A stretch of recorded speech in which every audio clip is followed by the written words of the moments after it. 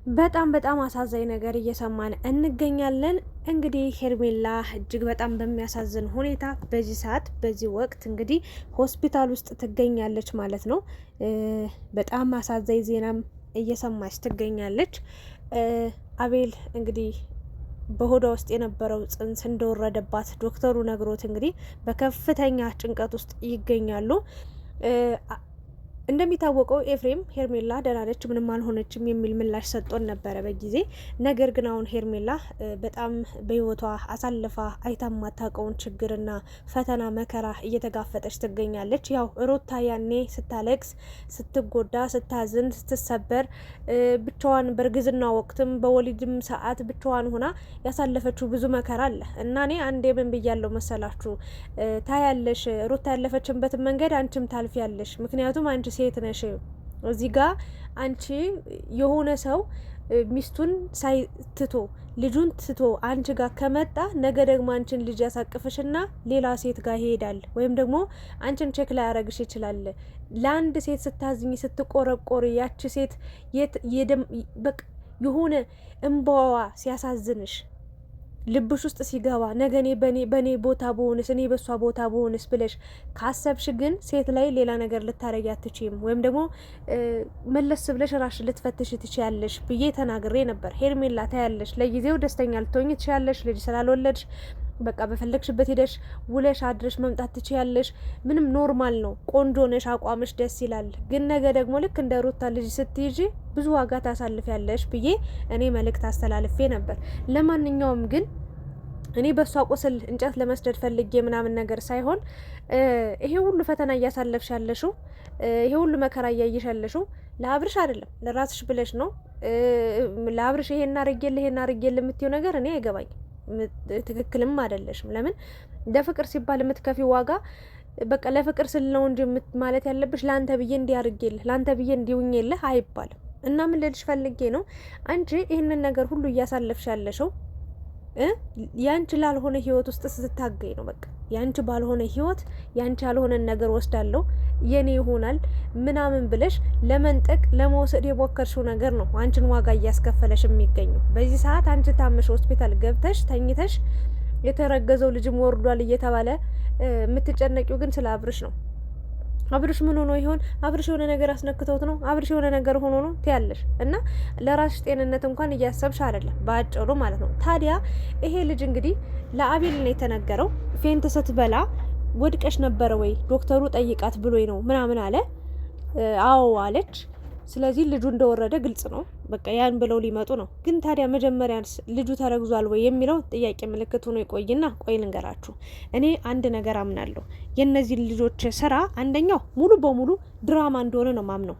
ለምን መሰላችሁ? አብርሽ 3 ቀን ሙሉ የት እንደገባ ሳይታወቅ በአንድ ቀን የተቀረጸ ቪዲዮ ነው እስከዛሬ እየተፖሰተልን ያለው በነገራችን ላይ። እና ይሄ ሁሉ ጊዜ ሲጠፋ ጋሽዬ የሆነ ኮሽታ ሲኖር የሆነ ሲከፋው ምናምን ሩጦ የሚመጣው ሰውዬ የት ሄደ? ቡዜ እስከ ዛሬ ይሄ ልጅ ጠፍቷላ። እንደታመመ ግልጽ ነው፣ እያየችው ነው ሚዲያ ላይ። እና ሂዳ ሩታ ጋር ቤቷ ድረስ በመሄድ በቃ አሁኑኑ አሳይኝ፣ አሁኑኑ አብርሽን እፈልጋለሁ ብላ እንኳን አልፈለገችው። ሚዲያ ላይ ነው የመጡ ካሜራ ይዘው፣ ኤፍሬምም ቡዜም ካሜራ ይዘው ነው የመጡት። ያ ማለት ምንድነው? የሚዲያ ማድመቂያ ነው ባጭሩ። አንድ ልቤ እንደዛ ይለኛል 50%። 50%ቱ ደግሞ አሁን ሄርሜላ ልጁ እንደወረደባት እየተነገረ ነው የሚገኘው። ያ ማለት ደግሞ ሩታ ነች በሆነ ነገር ነክታት፣ መጀመሪያ ወደቀች፣ ከዛ ነቅታ ደግሞ ዞር ስትል የሆነ ነገር አስነክታት ሄደችና ድጋሚ ፌንት በላች።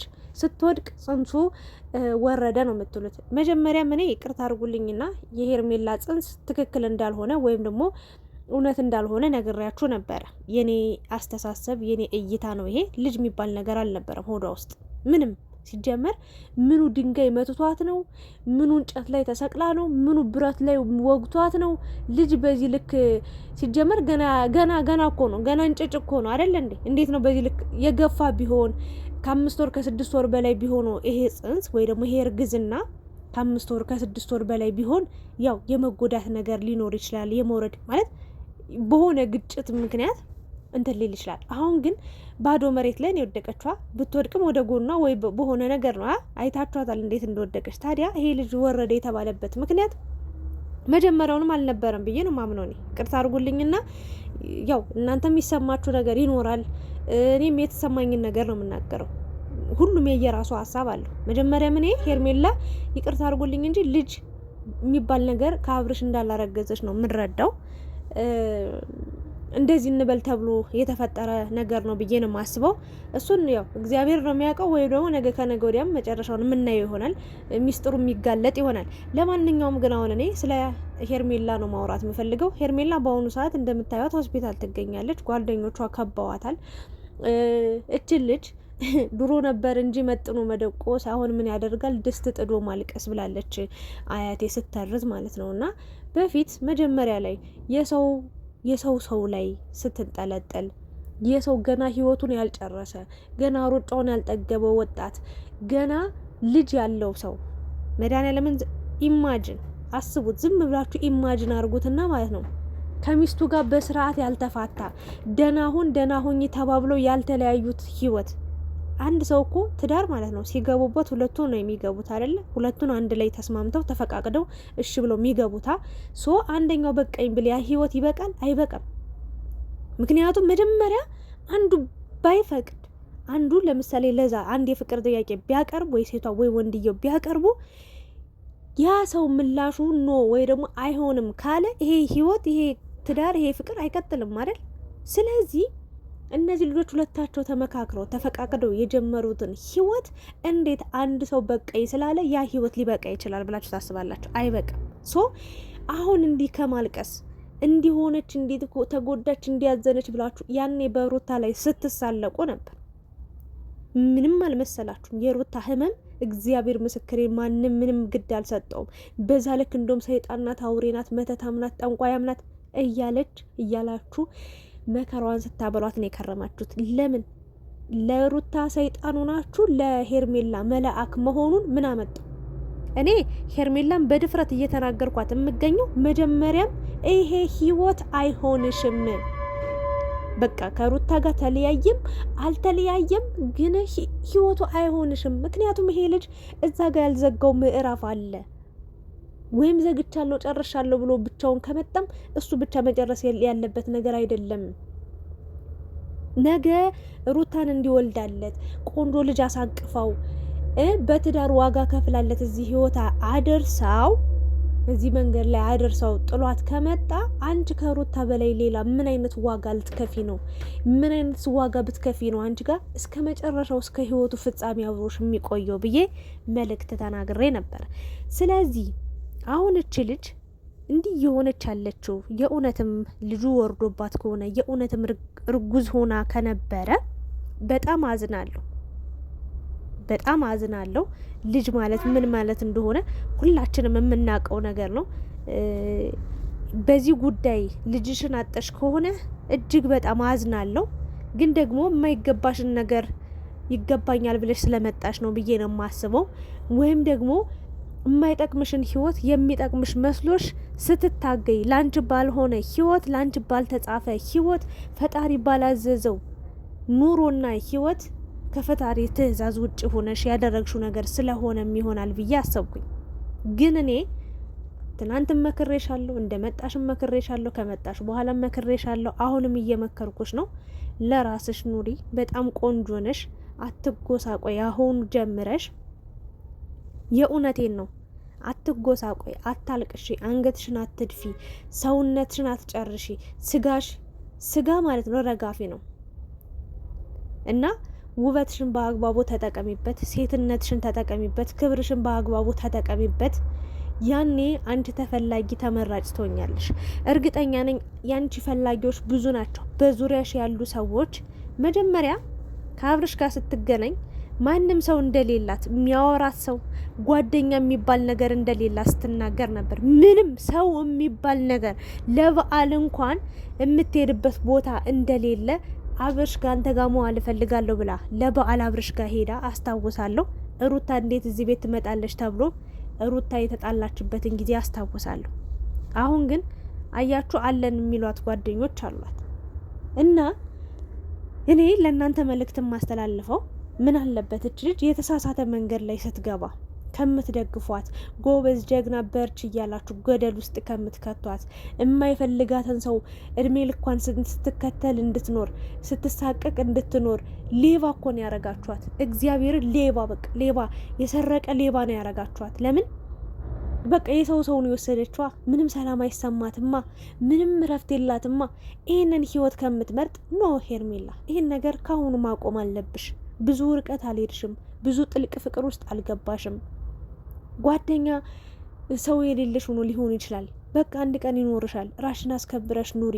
የራሴ የምትይውን ሰው እስኪመጣ ጠብቂ። ይሄ የሰው ሰው ነው። ገና ያልዘጋው ምዕራፍ አለ፣ ያልጨረሰው ምዕራፍ አለ። አይሆንሽም ብላችሁ ብታበረታቷት፣ ተይ ብትሏት ኑሮ እዚህ ገደል ውስጥ ገብታ መውጫው ቀዳዳው መሄጃ አይጠፋባትም ነበር። ስትገባ ሩጣ ገባች። ስትወጣ ግን ሩጣ መውጣት አይቻልም። በነገራችን ላይ የለም እንደዚህ አይነት ህይወት የለም። አሁን ለምሳሌ ስትጀምሩ የመጀመሪያ ቀን ትጦዛላችሁ። በቃ የሆነ የመጀመሪያ ቀን እንዴት ደስ እንደሚላችሁ ዓለምን የጨበጣችሁ ይመስላችኋል። በደስታ ትሞላላችሁ። ከዛ በሁለተኛው ቀንስ ሳታገኙ ስትቀሩ እብድ በቃ እብድ ናችሁ ትሄዳላችሁ። እና ሄርሜላ ደግሞ እንደዛ ነው የሆንሽው። ሩጠሽ ገባሽ፣ ግን ሩጠሽ ለመውጣት አልቻልሽም። አሁንም እያለቀሽ ነው ያለሽው። ነገም ታለቅሻለሽ። አሁን የልጅሽ ጉዳይም ሲመጣል አብርሽም እርግጠኛ ነኝ ወደ አንቺ ይሄን ያህል በፍጥነት የሚመጣ አይመስለኝም። ገና መከራሽን ያበላሻል። በቃ ምንም የቆረጠለት ህይወት ያበቃለት ህይወት ስለሌለ ታያለሽ። ለምሳሌ አንድ ሳምንት ሩታ ጋር ሊሄድ ይችላል፣ አንድ ሳምንት ሄርሜላ ጋር ሊሄድ ይችላል። ያ ደግሞ ህይወትሽን እንዳልነበር ያደርገዋል፣ ያመሰቃቅለዋል እንጂ ምንም ላንቺ የሚጠቅምሽ የሚፈይድሽ ነገር አለ ብዬ አላስብም። ሶ ሄርሜላ ይሄ ነገር የእውነት ከሆነ የተፈጠረብሽ አሁንም ራስሽን አረጋግተሽ ከራስሽ ጋር ሆነሽ ወደ ራስሽ ተመልሰሽ የራሴ የምትይውን ሰው ፈልገሽ ብታገኝና የራሴ የሚልሽ የኔንሽ የሚልሽን ሰው ይህን እኮ ስንት ወንድ እየለመነሽ ይሆናል በውስጥ ስንት ወንድ እንደሚያፈቅረሽ እየነገረሽ ይሆናል። ስንት ወንድ እወድሻለሁ እባክሽን በቃ የፈለገው ዋጋ ልክፈልልሽ የሚል ወንድ መጥቶ ይሆናል። አንቺ ግን ለአብርሽ ዋጋ ከፍዬ ካልኖርኩ፣ ለአብርሽ ዝቅ ብዬ ካልኖርኩ፣ ለአብርሽ አብርሽ አብርሽ አብርሽ ነው እያልሽ ያለሽው። ያ አይጠቅምሽም፣ ያጠፋሻል። ጭራሽ ደግሞ ቲክታክ ላይ አሁንማ ጥንቆላ ጀምራችኋል። ከ666ን እየጠየቃችሁ ደግሞ ሄርሜላ ምንድነች? ሩታ ምንድነች? የአብርሽ ትክክለኛ ሚስት ማነች? የአብርሽ የሄርሜላ ልጅ አላት ወይስ ትዳር የላትም? አረ ተው፣ እንደው በፈጣሪ ተው። እግዚአብሔር ምስክሬን ነው። ሳታስቡት ሌላ ታሪክ ውስጥ እየገባችሁ ነው። መድኃኔዓለም የሰይጣን ተባባሪ አትሁኑ። ተው፣ እግዚአብሔርን ሰይጣን እየተጫወተባችሁ ነው። በተለይ ቲክቶክ ያላችሁ ሰዎች ሀይ የሚላችሁ ሰው አጣችኋል። በጣም ተግማምታችኋል። እግዚአብሔር ምስክሬን ነው ምላችሁ፣ ተግማምታችኋል። በቃ እንዴ በቃ አብዛኛውን እኔ ስለ እነሱ ይቅርታ አድርጉልኝ ድራማ የሚሰራ ነው የሚመስለኝ። ግን ደግሞ ይሄ እንደዚህ አይነት ነገር እየተለቀቀ ድራማ ነው ብዬ 100% ማውራት አልችልም። ለምን በቁስላቸው ላይ እንጨት መስደድ ይሆንብኛል ብዬ ስለማስብ እዛ ጋር ትክክል ነው ወይስ አይደለም የሚለውን 100% ያረጋገጠልኝ ነገር ስለሌለ እንደዚህ ብዬ ማውራት አልችልም። ግን ሄርሜላዬ የዋህነሽ፣ እውነት ለመናገር እግዚአብሔርን የዋህነሽ። አንቺ ተጎድተሽ፣ አንቺ ህመም ላይ ሆነሽ፣ አንቺ ራሽን ስተሽ ወድቀሽ፣ አንቺ ሁሉ ነገር ከምትቋቋሚ በላይ ሆኖብሽ ሆስፒታል ውስጥ ነው የምትገኙ። ግን አብርሽ ምን ሆኖብኝ ነው? አብርሽ ምንድን ነው የነካው እያልሽ ስለ አብርሽ ነው የምታስቢው። ይሄ የዋህነትሽን የሚያሳይ ነገር ነው። ግን ደግሞ እዚህ ምድር ላይ ለየዋህ ሰዎች ምንም ቦታ የላትም። ዓለም ቦታ የላትም። ስለዚህ ራሽን ኑሮ ኑሪ ነው የምለው። አብርሽን ባለበት ሰላም ይሁን፣ እግዚአብሔር ይጠብቀው። አንቺም እግዚአብሔር አምላክ እንደው ካለሽበት ጭንቀት ያውጣሽ። የራሽን ህይወት የምትጀምሪበትን መንገድ እግዚአብሔር ቀጥተኛውን መንገድ ይምራሽ ነው የምለው። በቃ ትክክለኛውን የራስሽ የኔ የምትይውን ሰው እንዲመራሽ እግዚአብሔር ምኞቴ ነው እና እግዚአብሔር ይማረሽ በሏት። በሰላም ከዛ ሆስፒታል ውስጥ እንድትወጣ እሱ ይርዳት። በእሷ ባልሆነ ህይወት ውስጥ ባትታገል፣ ለእሷ ላልሆነ ነገር የኔ ነው ብላ ባትከራክር፣ የራሷን ህይወት የራሷን መንገድ ብትፈልግ አለንልሽ ብንላት ይሻላል። ለምን አብርሽ ወደ ትዳሩ ይመለስ፣ ባጭሩ ይመለስ። ለምን እች ልጅ ነገ እንደው ሩታን ትቶ እንኳን ከሄርሜላ ጋር ቢመጣ ነገ አርግዛ እንደ ሩታ ብትሰቃይስ? ወልዳ ሆስፒታል የሚወስዳት ሰው ብታጣስ? ስንት ታሪክ እኮ አለ፣ ስንት ነገር እኮ አለ። ለምን ሴት ልጅ በዚህ ልክ ስቃይ ትበላለች? በሩታ ይብቃ ልንል ይገባል። በሩታ ሁሉ ነገር ይብቃ። ሩታ የመጨረሻዋ ትሁን። ሌላ ሴት መጎዳት የለባትም። ሌላ ሴት መሰበር የለባትም። ሌላ ሴት ልጅን ያለ አባት ማሳደግ የለባትም ብላችሁ ከጎኗ አቁሙ። አሁን ሄርሜላ ለብቻ ሩታ ለብቻ እያላችሁ ተከፋፍላችሁ ከምትበላሉ የሚጠቅማቸውን ነገር እንምከራቸው ብዬ አስባለሁኝ። ስለነበረን ቆይታ አመሰግናለሁኝ። ቸር ያሰማል። ሌላ ምንም ነገር አልልም። በሄርሜላም በአብርሽም ጉዳይ ጥሩ ነገር ያሰማን። ምን ተሰማችሁ? እናንተም ኮሜንት አስቀምጡ። ላይክ፣ ሼር፣ ሰብስክራይብ እያደረጋችሁ ውጡ። አመሰግናለሁ።